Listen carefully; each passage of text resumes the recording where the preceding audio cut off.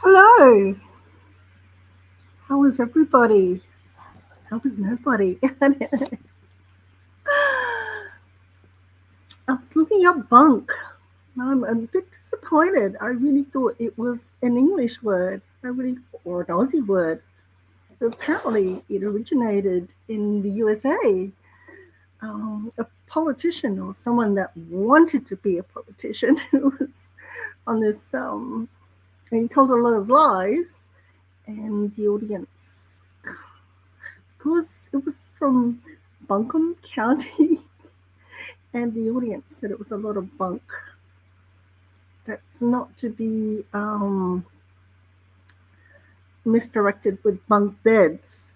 And growing up, because I was the youngest out of siblings that were way older than me, my dream was actually to have a bunk bed, but it was never to be. I thought bunk beds back then was so cool.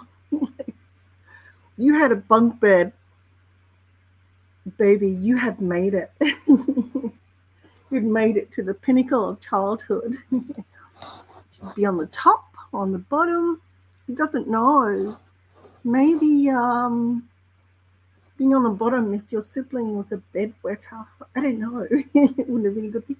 Hi, Fiona. How are you? Nice to see you. Just here talking a lot of bunk. I'm a bit afraid to show things that I want to talk about lately because every time I show something on other channels from YouTube, I get struck. And I always thought it was fair use content, but I don't know. I'm not that clever. Thought I'd come on and talk a lot of bunk. I'm a bit bored, I have to be honest. Um, being bunk and bored, they sort of go together, like birds of a feather. We flock together. Oh, yeah, mystical. Yes, she's that wonderful tarot reader. Yes, yeah. Oh, I hate my accent. I, okay, Maddie. I was thinking bunk beds with another sister, even from another mister, not a brother, from another mother. Yeah, the Gherkin. Yeah. Yes, we did. That's right. I remember that. Sorry, Fiona. In a rough couple months. Yes, we did. So welcome. We're just here to talk bunk. Um, what's up? Oh, it's Friday here, Friday afternoon. Wow, the weather has been just crazy here. I mean, I've seen crazier weather. I've grown up with um, cyclones, really bad cyclones. I've been through an earthquake, just floods. But anyway, every day we seem to have lightning and thunder and hail, which is, yeah, I don't know if it's got to do with the rotation of the earth or, you know, is it El Nino or La Nina? I'm not sure. I'm not a meteorologist, but I do follow this young guy called Cyclones Oz in Australia. And oh my God, wonderful young man. And he can talk and talk and talk about the weather for ages. And the only thing I'm really jealous of is he never says whatsoever. Every second word usually I say is um. It's gotten to be like a mystical chant to me. Like it's gotten to be I should say namaste after it. But yeah, we've had some crazy things happen. A young couple in European backpackers, I believe, a husband and wife. Terrible. Um, I'm not sure if they were surfing or just swimming, but there was a shark attack, and you can Google it, Crowdy Beach, New South Wales. Sadly, the wife's life was taken, but onlookers managed to rescue the husband, and I think he's in critical condition. So prayers to the family. I mean, I feel bad for visitors coming to Australia because we get all this, you know, how Australia is dangerous and all these terrible things that are going to eat you or greet you or whatever. And when it actually comes true, it's pretty awful, isn't it? Isn't it really awful? Like, yeah, uh, you don't go to UK and what dangerous animals are there in the UK? I can't think of any. A fox? I don't know. The government? Yeah, so you're pretty safe. New Zealand, they don't even have snakes. I mean, I think they have lizards, but yeah, that's what you go. Not in Asia. I don't think there's many tigers left or bears. I don't think anything's left much, really, is there? Africa, still dangerous wildlife there that will eat you, but shame on you. You go into their territory. Just stay in a luxurious motel. That's all I can say. South America now, one there. Yeah, I don't think I'd jump into a river in South America unless I was pushed, even an ocean anywhere, because there's still. Oh yes, I'm sorry, Fiona. I didn't mean to scare you off Australia. It is generally safe. People here are awesome, very friendly. You're very safe, unless if you see a sign saying "Achtung Danger," which means it's German for. I don't know why our signs in Australia became German. I'll have to research that. Usually that's where crocodiles are. And actually, there was a crocodile attack recently on a young child in Northern Territory. But anyway, um, I mean, what fool, if you see a dangerous sign warning, you wouldn't go there, would you? You wouldn't swim in that pool. If you're up a mountain near a ledge and it said dangerous, you're going to, if you go any further, you could fall off the mountain. Would you do it? Yeah. You'll take Aussie any day. No, the weather doesn't kill you. No. Okay. When does the weather kill you in Australia? I don't think anyone's frozen to death in Australia. Oh, heat stroke. There have been tourists that have um, back when not being fully equipped and been traveling through desert areas and they're broken down. So yeah, I'd have to Google. Uh, oh, Tasmania does get cold, but I don't think it gets cold, cold. Like freezing your nose off or freezing your balls off or something like that.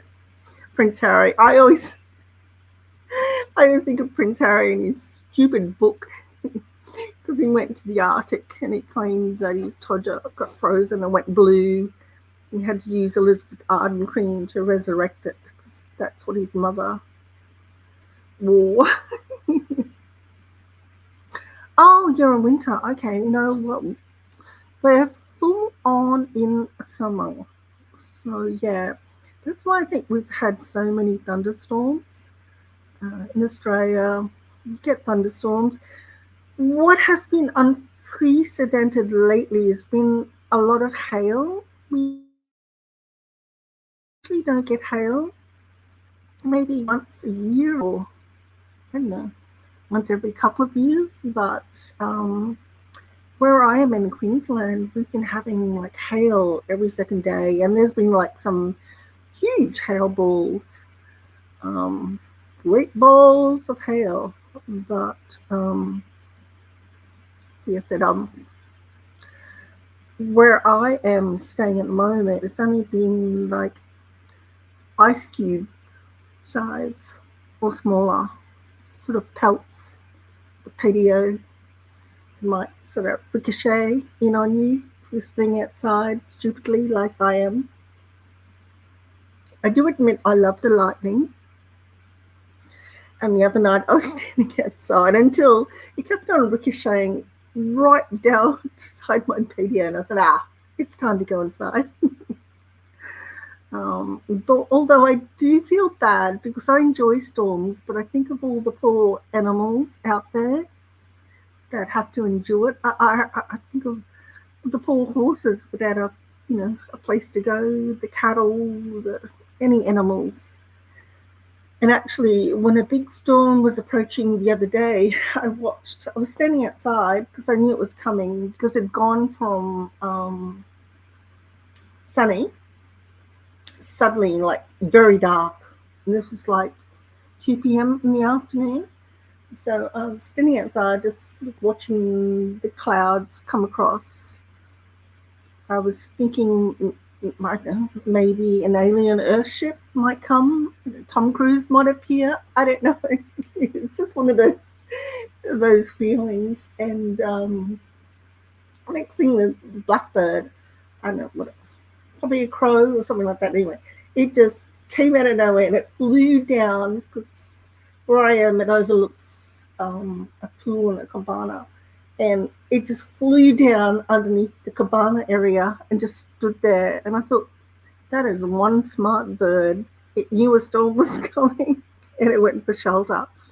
And there's a giant tree outside of me as well, and that bird was smart. Didn't go for the tree, went for the cabana. Oh, I love rainy weather. Yes, I come from the tropics, Northern Territory and Northern Queensland, and in fact, where I am living at the moment, the storms, the rain isn't even heavy to me. I love I love raining weather. Um, Probably would like to have lived in Forks.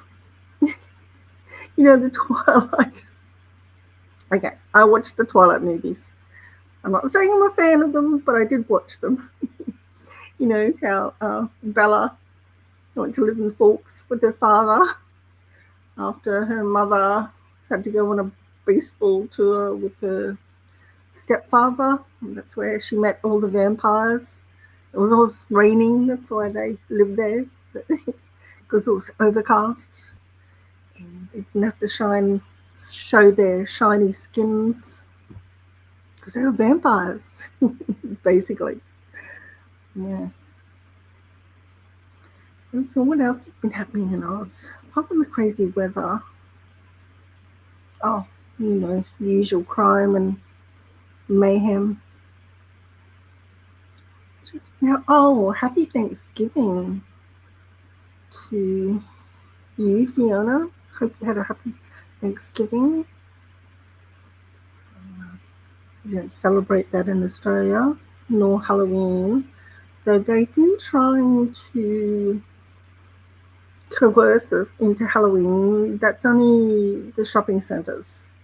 Because obviously they want to make more money. They want you to buy more junk, not bunk. Oh, really? That is true. And they say that about certain celebrities, but now we know it's generally plastic surgery.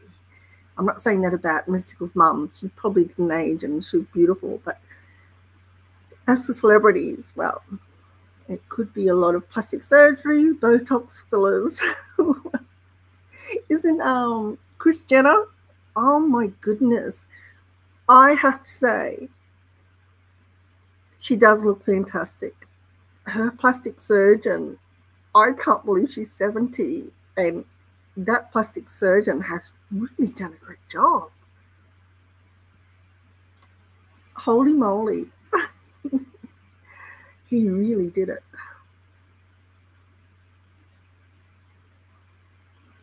Of course he did. Oh, which all current popular things that I can think of? I don't know. What haven't I watched lately? Excuse me for a minute. I'm just going to grab a glass of water.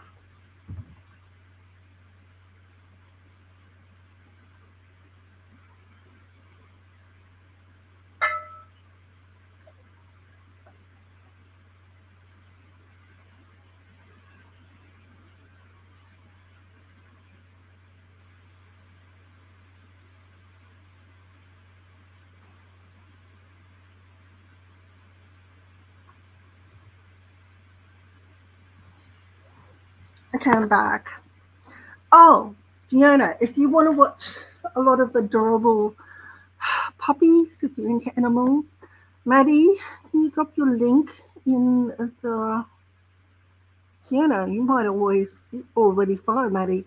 Maddie adopted a lovely dog, Callista. She just had, I don't know, 1,000 puppies.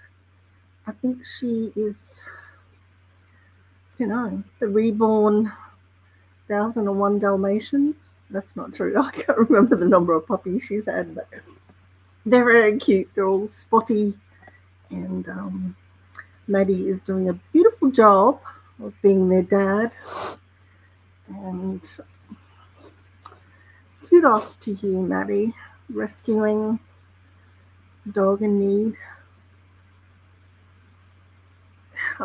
It's absolutely beautiful, and she loves you. You can see that by why she's sitting beside you after she's fed her puppies. It's really lovely. Anyone that loves animals, as you can see by my photo of me with my nanny. Like I said, I think I know Fiona, if you know the story, but um, when I was a child, I was left to just be whoever I wanted to be. My parents were busy running their business, which was a home business, and it was a hotel motel. I just ran all over the property. It was a couple of hectares. Hotel was central, and we had a horse paddock in the backyard. And getting back to the dogs, well, the dogs were my nannies, and this one black dog, Droopy, he followed me everywhere. And when anyone didn't know where I was, they called for Droopy rather than my name. And Droopy would bark, and then they would know where I was. And that is Droopy with one of these puppies with another of my childhood dogs, Lassie. But she didn't follow me around as much as Droopy did. Droopy was constantly by my side. So, yeah. Droopy. I love Droopy. I used to sleep on him. I used to do everything with Droopy. I used to I thought it was a dog. I really did. We'd share water bowls. I don't think I ate his food though. But and speaking of, um, said again. My brothers had horses, and I used to think I was a horse. So Droopy and I would often hang around the horse paddock with, um, we call horse sheds. You guys probably call horse barns, but anyway, it was a horse shed. It wasn't really a barn. It was like, it was more a shed. And My brother, because I had lots of organic grass to eat, they're very healthy, very good looking horses. Um, Coochies and Gidget, they're the two that I remember the most because I spent time with them in the shed. And where I'm getting to with this story is that my brother used to feed them a lot of molasses, and I, as well as thinking I was a dog as a toddler, I thought I was a horse also. So I used to like sit there like eating the molasses with the horses. Anyway, getting back to YouTube and the algorithm, coming up my algorithm lately is all these, the swear doctors, whatever, and they're saying how good molasses is for your sugar insulin levels. So yeah, so there you go. The inner child of me knew that molasses was good for me, and I should have realized. My brother's horses always had lovely shiny coats. They're in good condition. So there you go.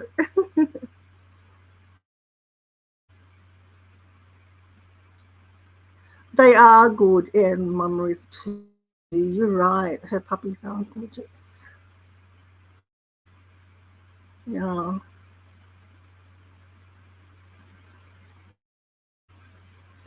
I remember after having my last child, though, when I went into the doctor's surgery, I don't know if it was, I don't know, post traumatic birthing trauma. I don't know. But when I'd hear a newborn baby cry, part of me would shudder. I used to think of all the pain.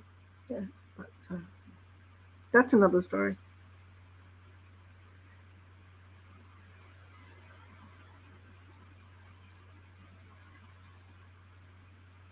I hope you find great homes with the Maddie. I would always adopt animal that needed adopting. I think a puppy farm's over now.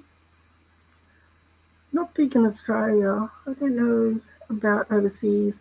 Anyway, I can't talk about animals being in distress without crying, so we won't go down that route.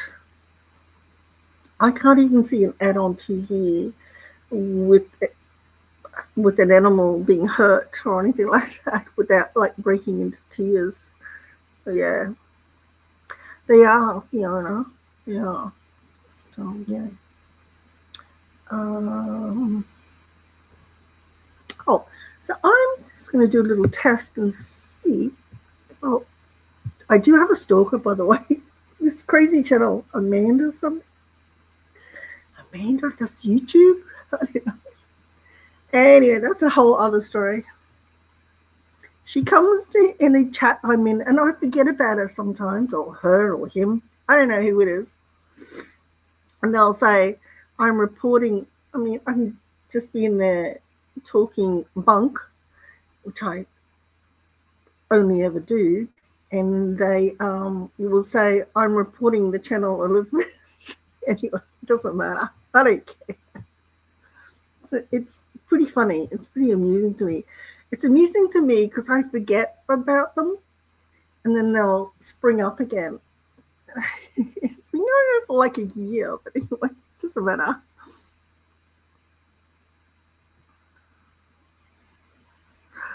Oh, Maddie. Wow.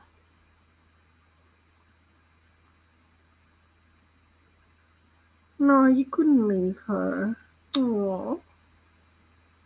Was that your nephew with the children?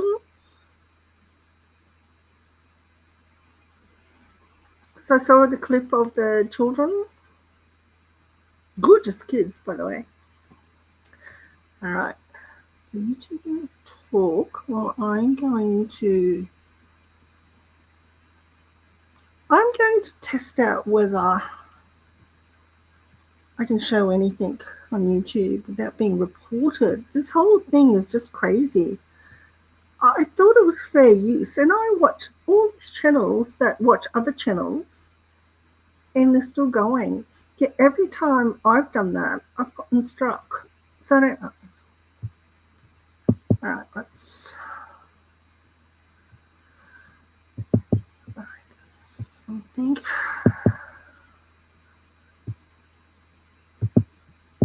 We'll do this one.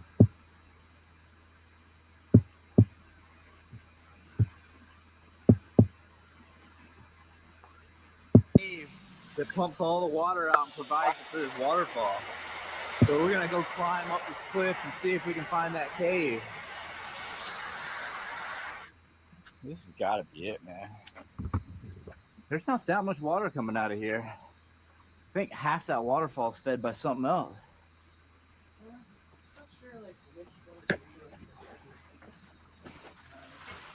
I wonder if this is even it, man. Yeah, half that water must come from somewhere else. Yeah, definitely doesn't look like there's that much water. Man, look at that. Yeah. It's just silver.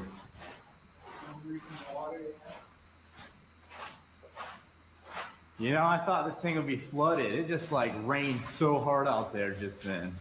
I know, and there's a waterfall too. Like, yeah. Where's all the water coming from? It's flowing until like right before the entrance. Dude, there's like white cave crawfish everywhere. That's crazy, man.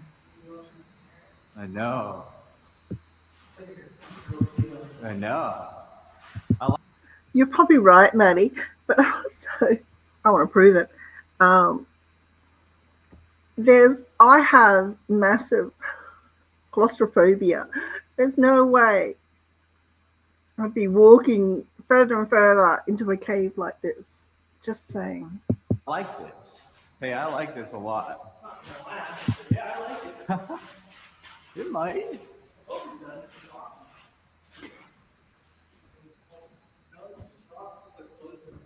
I know. The 4 chains though. It's like solid. Wow. It's pretty deep water, man.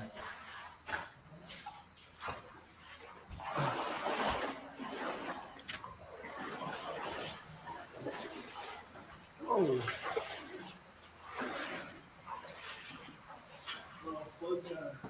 Dude, yeah. That's crazy, man. Holy moly, look at that. Yeah, I see it.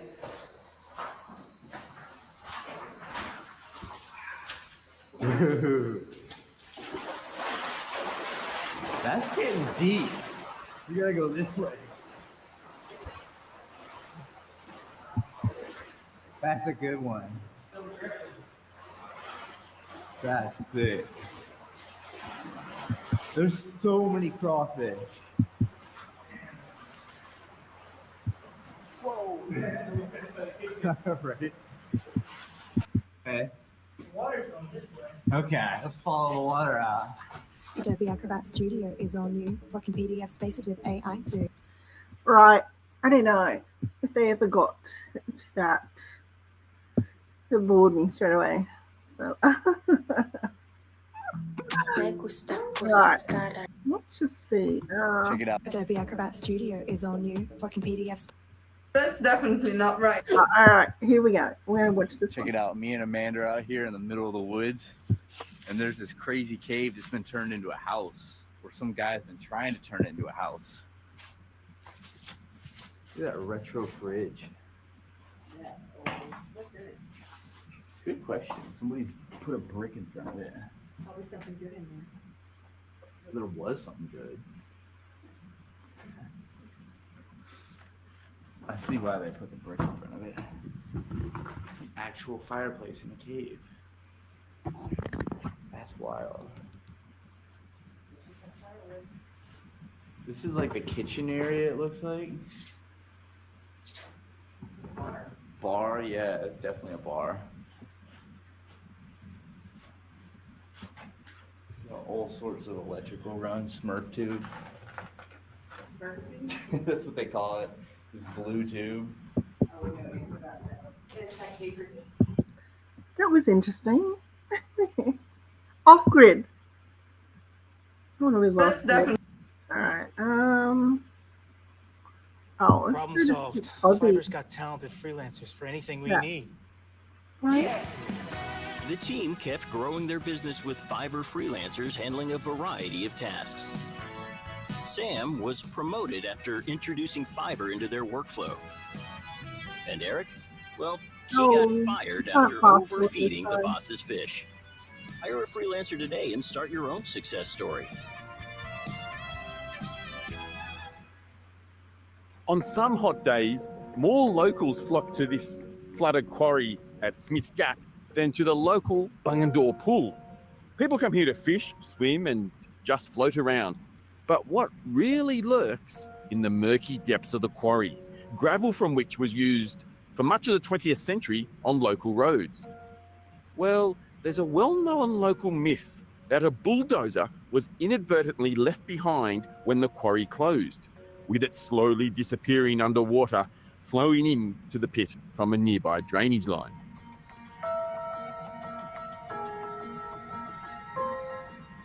Cave diver Bruce Stewart thought he'd find out what was really at the bottom of the quarry, so one afternoon he donned his scuba gear and dived in.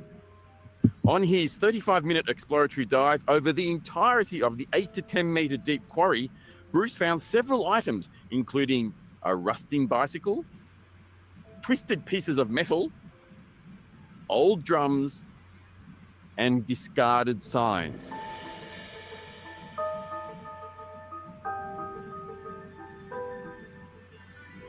But most definitely, no bulldozer. So I think we can safely say the myth of the submerged bulldozer here at the Smith's Gap Quarry is busted. See, now is bunked. Debunked. It's bunked. There's no big giant bulldozer in that quarry. So thank you, Tim the Yowie man. That's why the word bunk is so important. So there was no bulldozer. I love how the no diving sign was still in there again, and there's still a no diving sign. So if you see a no diving sign, I would say don't dive. If you see an Achtung dangerous crocodile sign, generally don't go for a swim there. If you see an Achtung shark sign or a danger sharks, please don't go there. Please don't do it. All right. What else we got on this?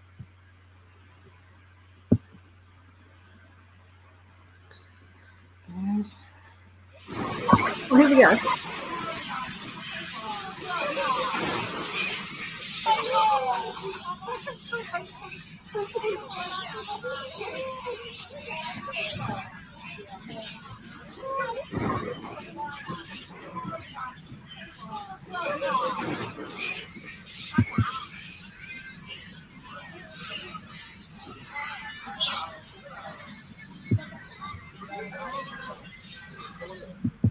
They're just monkeying around.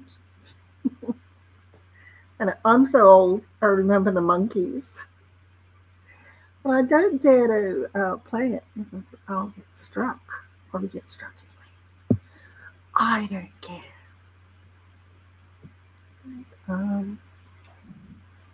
No. Most countries around the world are dealing with some problem invasive species. In most of these countries, it can be easy to avoid these invasive species, and you might not even notice that they're there. Some invasive species can be so small that they're hard to find, and others are found in places where people simply don't visit. This means that they can multiply at an astonishing rate, and people only notice them when they become a major problem. On the other hand, there are some invasive species that it's simply impossible to ignore, simply because they're so large. In today's video, I will be covering these giants, as I will be going through 3 of the largest invasive species in the world.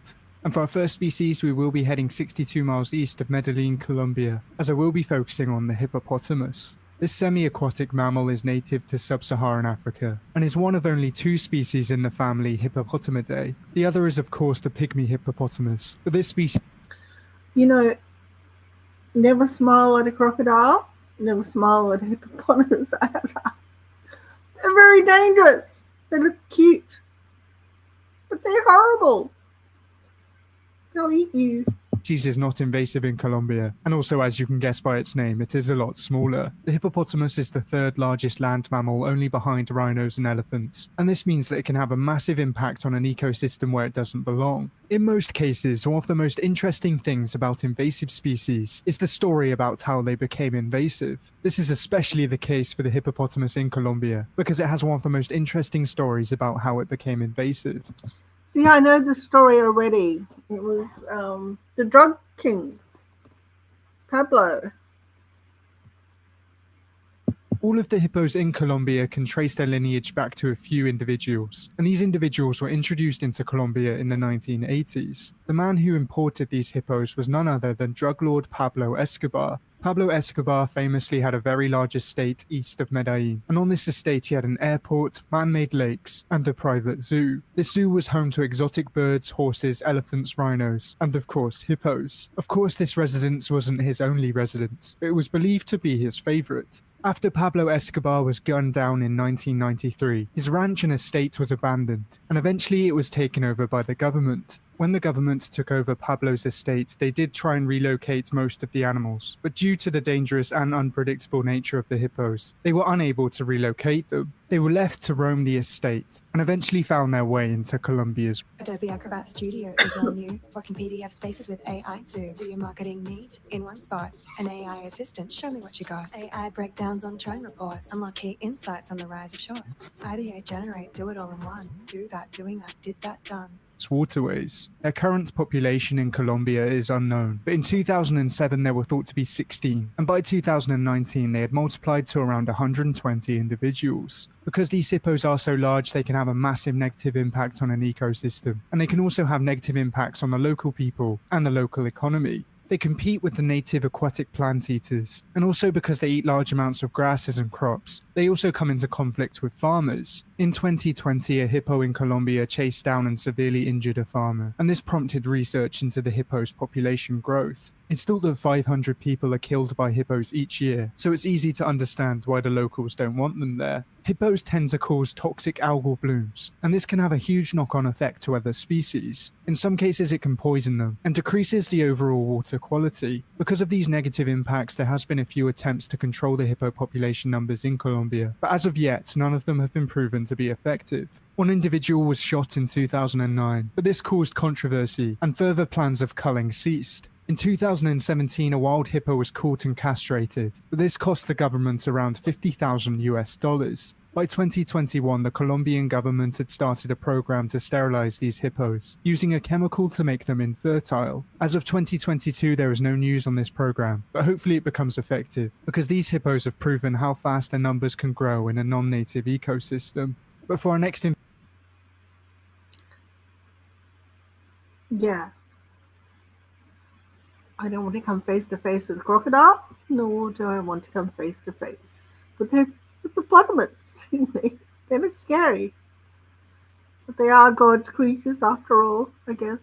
invasive species, we will be heading north into North America, and we will be heading to the familiar location of Florida. Florida seems to be collecting every non-native creature around the globe, and this includes some of the largest predators on this planet. Florida is famously home to some very large crocodilians, some of these being native and some of these being introduced. It's most famous for being a stronghold of the alligator, and also the Native American crocodile, but there are a few non-native crocodilians. One of these Adobe Acrobat Studio is all new. Working PDF spaces with AI too. Do your marketing neat in one spot. An AI assistant, show me what you got. AI breakdowns on trend reports. Unlock key insights on the rise of shorts. Ideate, generate, do it all in one. Do that, doing that, did that, done.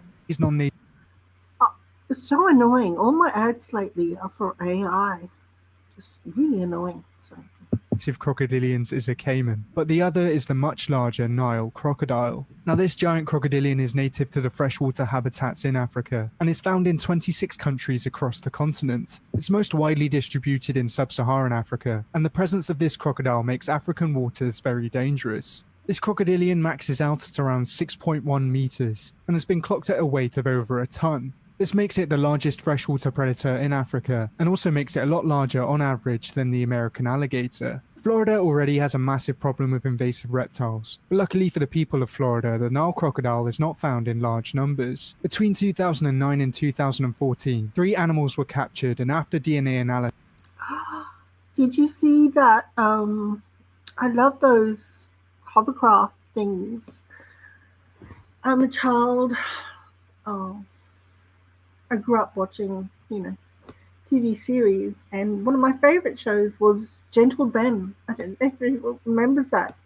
It was Ron Howard's little brother. He was really cute as a kid, but he grew up to be, I don't know. Would you take him home to mother? I'm not sure. Uh, um, is it Clint Howard? He was so cute as a kid. Anyway, he lived in the Florida Everglades, I guess. His father, he was a ranger, park ranger, and they had a bear as a pet. Yeah, I guess it was crocodiles. So, yeah. All right.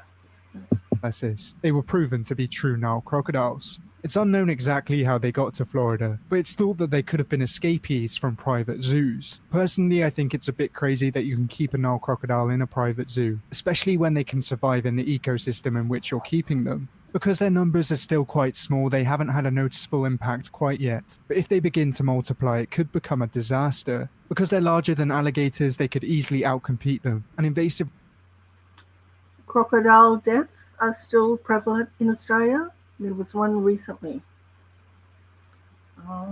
Yeah. Crocodiles are nothing to be trifled with as a hippopotami. I'm not sure. Sorry for my incorrect grammar. reptiles have already led to a large decrease in mammal populations across the Everglades. Even though they're not as dangerous as the hippo, they are also deadly, and are thought to be responsible for around 200 deaths per year in sub-Saharan Africa. This means that they're way more likely to attack humans than alligators are, because as of 2020, there has only been 6 fatalities from alligator attacks, and all of these fatal attacks happen to people over 45 years old. This means that they could yet cause more problems in Florida, both. So crocodiles have an ageism thing. They only attack people 45 years or older? Or is it that uh, only people over 45 are unable to withstand their attack? I would say that's it. For the native species and also the locals. But for our final giant invasive species, we will be heading down under, as we have the dromedary camel. The story of how camels got to Australia is a very famous one. Of course you have to go down under. I didn't know a camel was so dangerous though. Alright. I've ridden a camel. But it is a very interesting one nonetheless. During the 19th century, camels were introduced into Australia from British India and Afghanistan, and they were used for transport and construction during the colonisation of the central and western parts of Australia. Later on in the 20th century, they were carelessly released into the wild, and this was after they were replaced by motorised transport. If you were to release any other animal apart from a camel into Central Australia, it would struggle to succeed. But camels famously do very well in arid environments, and are one of the few animals that can survive in harsh deserts. Unsurprisingly, these giants had a massive negative impact on the Australian ecosystem, both by competing with native species, and also by Sorry, Anad.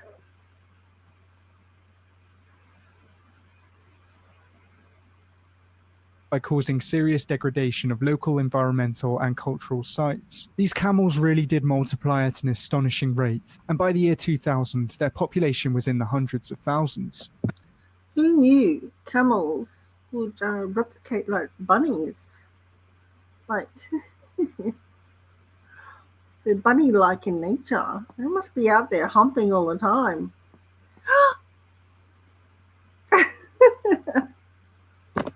Okay, that was a pun.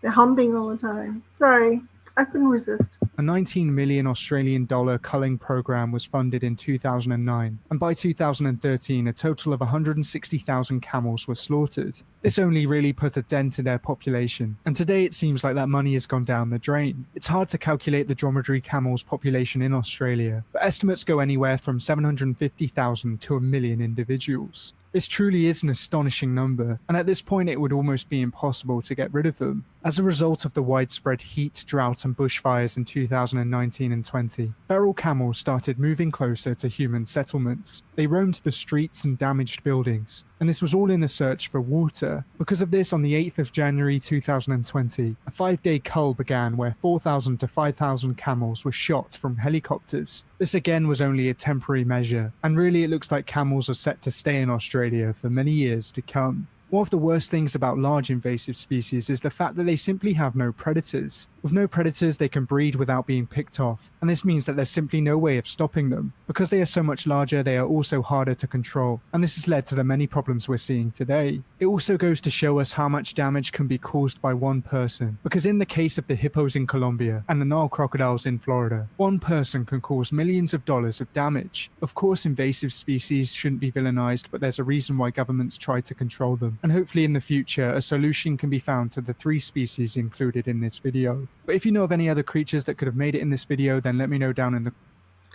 Okay, upon that, I'll talk a lot of bunk, and I'll say that possibly the most invasive species on Earth is mankind. I don't know. I'm not going against my own mankind, but I am. So there you go.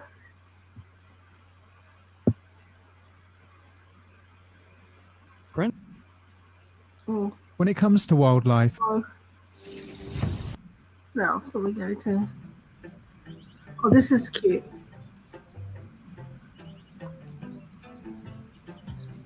Wonder if it was a male calf.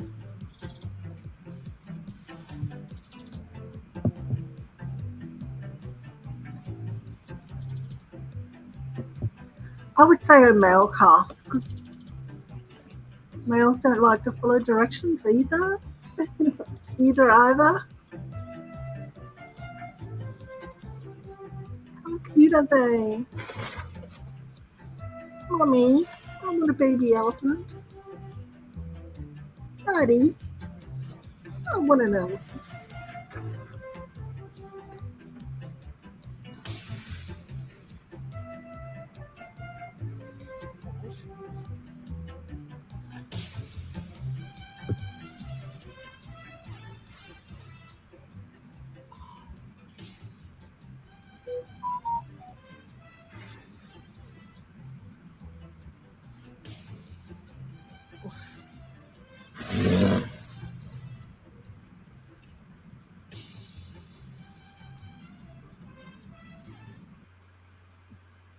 Okay, that was so cute. No,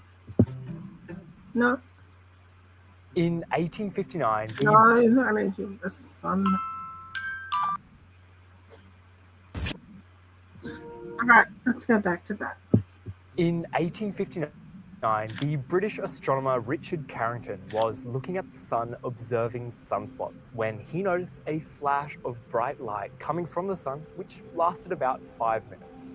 This turned out to be the most intense solar storm in history, the Carrington event. The sun shot a huge amount of its hot plasma at the Earth, which caused mass destruction. Gold miners in the Rocky Mountains woke up at 1 a.m. thinking the sun had risen because the aurora was so bright. Telegraph systems across the world were working without being connected to the power at all. They were just running off the insane amount of current caused by the event. Messages from New York to Pittsburgh were sent without any electricity. The terrifying thing is, these events are not rare, and I mean seriously not rare. Aurora was seen all around the world, and even though you might typically expect to only see aurora... Okay, I can only take so many end of days videos. If it's gonna happen, it's going to happen. And yeah, do I really want to know about it in advance? It's like, do you remember it was big in the late 2000s? Was it the your death time clock thing? You could enter your stuff into it and it would like calculate when you're about to die. Do you want to know when you're going to die? The exact date? I mean, I'm not sure. Uh, Most of me screamingly says no. Part of me says, well, if I can wrap up things in advance, yes. But if it's going to be a random death, probably no. Because, oh, all right, this is my theory on life and death. And it's a lot of bunk. But I feel it's like that Final Destination movie. It's all pre planned. And if you try to escape your fate or whatever, you'll get there anyway. So, okay, that's enough of my philosophical part of my bunkum philosophy. Perhaps I've started a new cult. An Australian bunkum cult. Oh, okay. Without electricity, life as we know it will end. And here is the bad news. What? There is widespread agreement among U.S. federal and state government officials, utility companies, and manufacturers of high voltage transformers that the United States power grid is vulnerable to attacks that can send America back to the 80s of the 19th century. And who could destroy the power grid? If we're lucky, it's Russia or China. And if we're unlucky, it would be the sun. According to a 2008 report of the Commission to Assess the Threat to the United States from Electromagnetic Pulses. Okay, that's too depressing. Forget about that. Oh. I'm Paula. I'm 27 years old. Got a lady in her birthday suit here making some celery juice. In a perfect world, I would spend all the hours in the day with my mom and in bed. What? I hate my life. Why? Why is this television? Are we okay? Why do we watch these things? I am Francia. I am 46 years old, and I am the mother of this beautiful, wonderful kid, Paula. They seem so likable and just so, I don't like to use the word normal, okay, because, what does normal even mean, okay? We don't all have to be normal. They don't strike me as the type that would be together all the time, Yummy.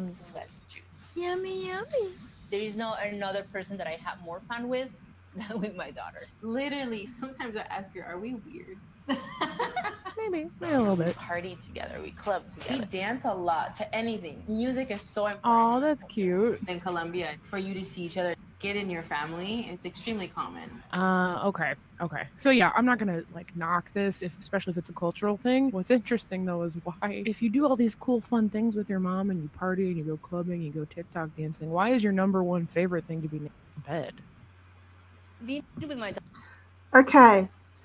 If my mum looked hotter than me, I would not be happy. Yeah, I'm sorry. Is she really her mother? Let's move on. No. My mum was really hotter than me, but I was late in life, child, so it was a long time ago. So yeah. We could not go clubbing together because she was obviously older than me. She was hot though. I love my mum. God bless my mum. I love you. I miss you. The Truman Show is one of my favorite movies. It's incredibly rare for a film to be as funny, cohesive, beautifully paced, and rich. You've tried AI that writes junk. This one, it actually gets it right. Designer doesn't just throw words together, it creates full, human-sounding ebooks, perfectly formatted and designed. Other tools make me sound like a robot. With Designer, it actually feels like me, but faster. And it doesn't stop at writing. Rich in detail as The Truman Show. However, it's even rarer for a movie to go beyond this and give accurate prophetic insights about the world. 20 years later, and The Truman Show's allegorical message is more relevant than ever. But the only way we can truly understand its meaning is by diving into the story. The film begins with a monologue from Christoph, who sets up the main premise of the movie. Truman is the unwitting star of a reality TV show centered around his life. Truman, a child abandoned at birth, has been brought up to believe that he is a normal guy living in the idyllic town of Sea Haven Island. However, Truman's entire world is a lie. All the people he knows, including his mother, his best friend, and his wife, are all paid actors. Sea Haven Island is also fake, and is in reality just a huge set enclosed by a massive dome. This gives Christoph, the director of The Truman Show, almost complete control over Truman's world. This ranges from the ability to control the weather, to the day-night cycle, and even the stars in the sky. Truman's every moment is broadcast around the world, with extra funding from the show coming from product placement. From the start of the film, we see a camera implanted in Truman's bathroom mirror, where Truman is pretending to be an explorer whilst getting ready for work. It's as though this is just another regular day for Truman, with him saying hello to his neighbors, making a coffee. Have to say, I wouldn't care if someone followed me 24 hours a day, but the bathroom is a sacred place. There's no way I would allow a camera in a bathroom. Yeah, let's keep on going. And getting into his car. But just as he's getting into his car, a stage light drops from the sky right onto the road outside of his house. Truman then walks over to inspect the light and sees that it says Sirius on it, referring to the brightest star in the night sky. But eerily, on his drive to work, the radio starts to run a story about a plane wreckage falling from the sky in order to explain the light. Here's a news flash just then. An aircraft in trouble began shedding parts as it flew over Sea Haven just a few moments ago. It then starts to talk about the dangers of flying, which is one of the first of many subtle ways that Christoph tries to influence Truman into staying on the island through fear. He is being subconsciously controlled by the radio. This subconscious manipulation then continues throughout the film. Like when Truman is asked by his boss to deal with something that will require a boat trip. By doing this, the boss is setting up Truman's aquaphobia, as we see he is unable to even get in the boat. A phobia that's later revealed to be another subconscious manipulation of Truman. This whole day feels very strange for Truman, so he hurriedly comes back to his wife Meryl, who then conspicuously shows off her new kitchen tool that she bought at the store, showing it off almost like she's advertising it. It's a dicer, grater, peeler all in one.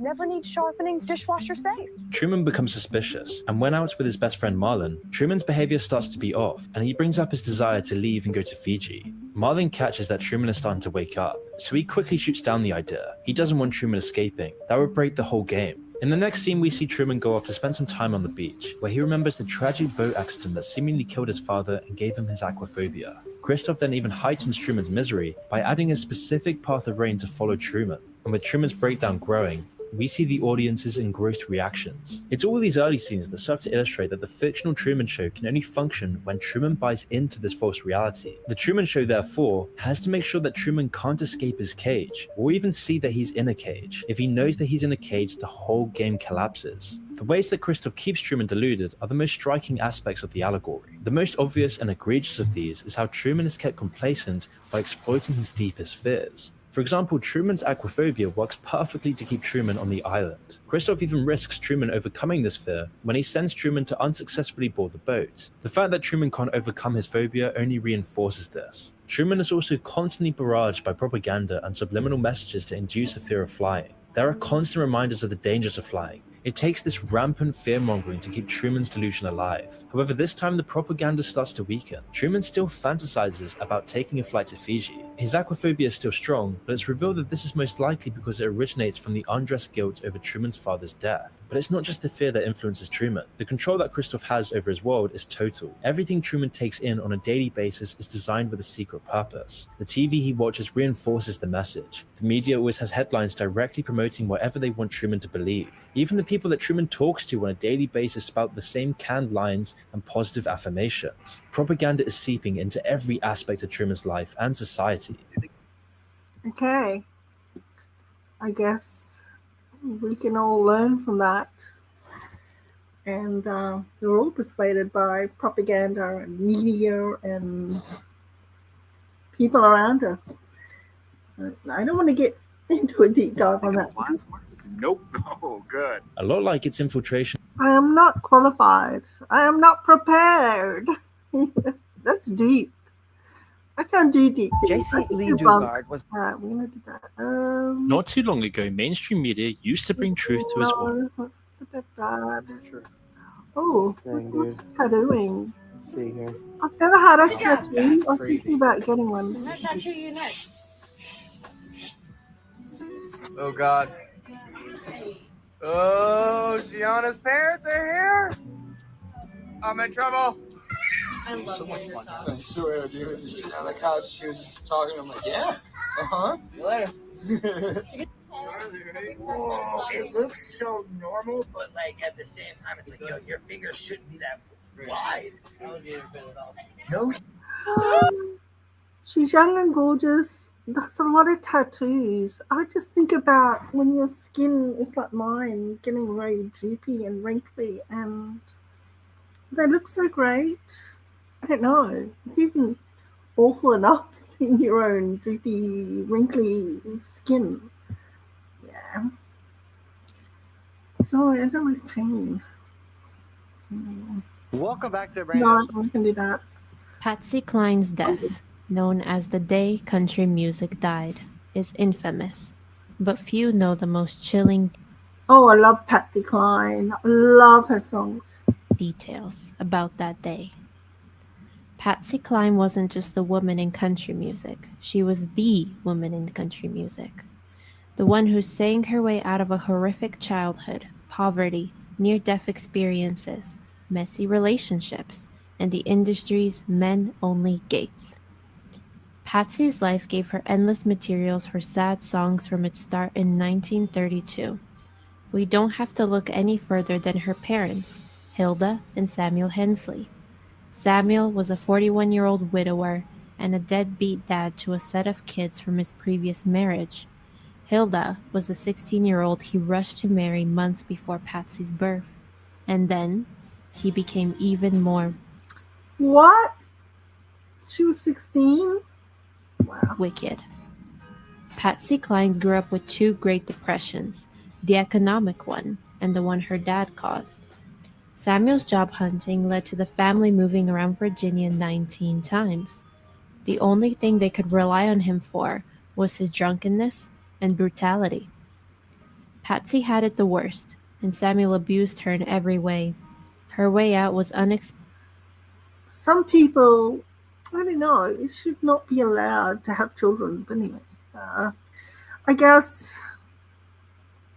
without fate, without that, the amazing Patsy Cline would not have been born. We would not have her amazing music to this day. So I guess life is subjective and life is what it is. And dangerous. Patsy's vocals had a one-of-a-kind origin story. Rheumatic fever and throat infections hospitalized the 13-year-old, and then stopped her heart. It looked like the three Hensley siblings were about to become two. But the aspiring singer woke up, opened her mouth, and shocked everyone. Her voice wasn't the same. It was even better. She needed the silver lining because her life was about to get even more depressing. Patsy was 15 when Samuel abandoned the family. She dropped out of school to work odd jobs, including chicken butchering, to keep her mom and younger siblings alive. Patsy had to give up her education, but she refused to give up her only dream. Patsy always knew opportunities would never fall into her lap. She was too poor and too female. So Patsy put herself out there, and boy did she. Patsy was still 15 when she finessed a dream audition for the Grand Ole Opry, the place for country music in Nashville. But she was also in for a brutal surprise. Hilda and Patsy couldn't afford the trip there, but they went anyway. They slept in a park only to be ghosted afterwards, so her dreams continued to drift further out of reach. Some celebrities are overnight successes, but Patsy Cline wasn't one of them. For years, Patsy sang at any venue, with any artist, and to any audience. She trudged home after midnight. Then, just a few hours later, Patsy would up to work her day jobs, the ones that actually fed the family. Rinse and repeat. Patsy told her skeptics, "Just you wait. I'll show you. I've made my wish on a shooting star."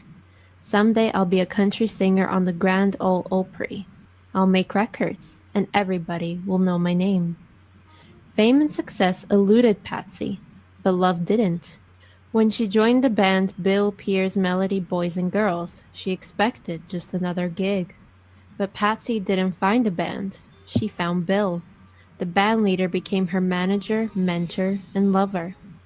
The musicians couldn't stay away from each other, even when they should have, especially when Bill was on a mission as a manager. If Patsy was going to be a star, she had to be his star. Bill went into debt and went crazy for her. Oh, is that where the song Crazy came from? Alright, you have to give me a minute. I have to get something. I think I've lost everyone anyway, but I'll be back. I'll be back.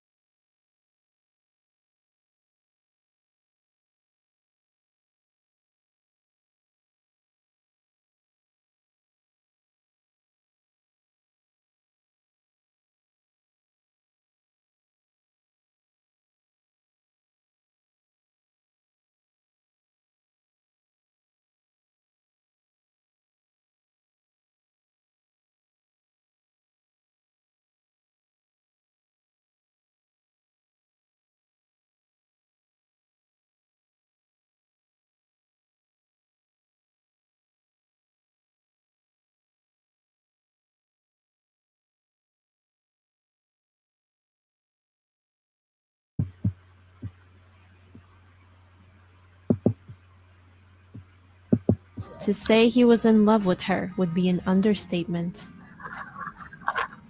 But it all had a dark side. Bill wanted to spend every second glued to her. He decided he couldn't live without Patsy and wanted to marry her. Patsy rejected him, and for good reason. As it turns out, Bill had a wife and son. He was ready to get a divorce. Not that it changed Patsy's mind. Bill was fun, useful, but nothing could make her love him. Bill could come for himself knowing Patsy wasn't interested in marriage at all. Well, at least not with him. Enter Gerald Klein. He was a regular at the lodge the band often performed at. Okay, that's too much drama for me. But thankfully, in the end, we got some amazing songs. Oh my goodness. What relationships? Okay. No. Wait. Wait. If all your friends I can't watch that. So this is Jennifer Mee. She was born on July 28, 1991. No. Oh my God, no. Out of all the animals that can be found in the US, snake. Please don't pretend that this is completely normal. Did I call her fat? I did. Ugly, talentless, and uncommitted, frightened, lonely, nervous. I felt quite bullied. Yeah, we came together. Did you really? Is there something we ought to know? And he was sort of glowing and golden and just beautiful. I just wanted to run away. We come now to a phenomenon called sightseeing. I actually kept a diary on that photo. It's locked in a safe. Stuff in it. She thinks. Oh no. Kate wrote in her diary. Oh no, I do not believe this. It's so funny the things that people say. Still is beautiful and radiant. That is so terrible. If Kate Winslet was fat, and oh my goodness. I guess in a supermodel type zero thing, I don't know, we don't have, I don't think our sizes go down to zero here. Because, I don't know. If you're down to size 0 in Australia, you're probably in a coffin. Nope.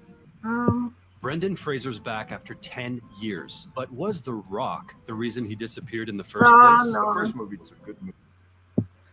All right. I think that's enough for me. I think oh yeah, I know. Fiona. Back to Fiona. Yeah. Oh.